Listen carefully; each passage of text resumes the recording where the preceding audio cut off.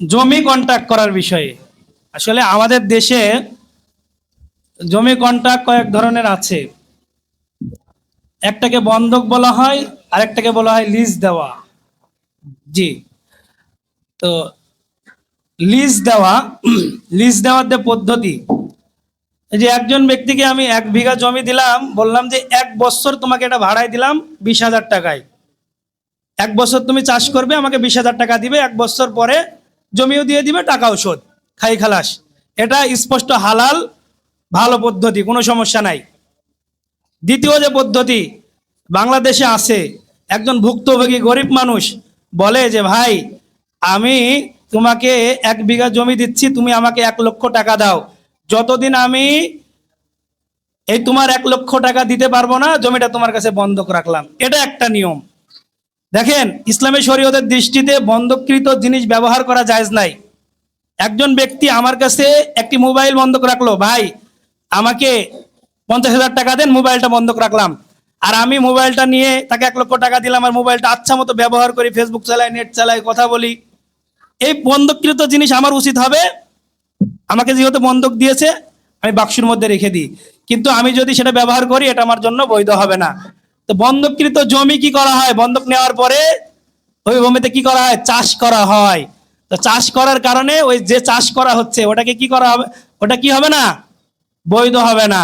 ওটা এক প্রকার সুদ হিসাবে গণ্য হবে। কথাটা বুঝতে পারছেন?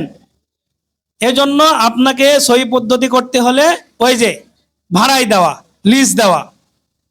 লিজ দেওয়া 1 বছরে আপনি 20,000 টাকা, 30,000 টাকা, 10,000 টাকা দিলেন। ভাই 1 বছরের জন্য জমিটা নিলাম, এই যে 20,000 টাকা দিলাম, অথবা 20 মণ ধান দিলাম, আর 1 বছর হয়ে যাবে, তোমার টাকাও শোধ, জমি শোধ। আর বন্ধক দেওয়া হলে কি হয়, জমি সে আচ্ছা মতো বিভিন্ন চাষ করে, বিভিন্ন কাজ করে, কিন্তু টাকাটা যতদিন দিতে পারে না, সে সেটা ব্যবহার করে। এটা বৈধ নাই। আচ্ছা, বুঝছেন? হ্যাঁ, অবশ্যই। তা বন্ধকের বিষয়ে একটা সমাধান আছে। সমাধান কিন্তু অনেকে মানবে না।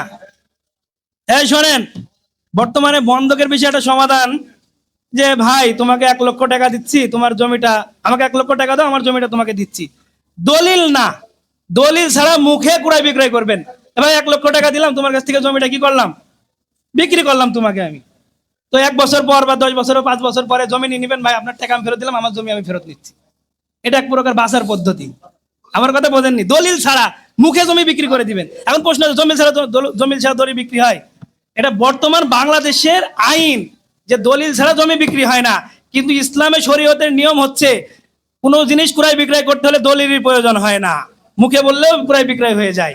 কিন্তু মানুষ ফেতনায় পড়বে বলে বাংলাদেশের আইন হিসাবে দলিলের মাধ্যমে জমি ক্রয় বিক্রয় করা হয়েছে। এই জন্য বাঁচতে হলে আপনারা যদি মুখে মুখে বলেন, এমনি নিয়ত মুখে মুখে বলেন, ভাই 1 লক্ষ টাকা দিলাম, 1 লক্ষ টাকা দিয়ে তোমার কাছে জমিটা দিলাম, আমি যেদিন টাকা দেবো সেদিন আমার জমি আমি ফেরত নিব। এটা বন্ধক হিসাবে না, এটা বিক্রির চুক্তি হবে। কিন্তু এটা কি হবে না, দলিল হবে না। আর দলিল দিলে তো ওই লোক তো আপনার জমি ফেরতই দেবে না। এটা তো স্বাভাবিক বিষয়। হ্যাঁ, কথা বুঝতে পারছেন?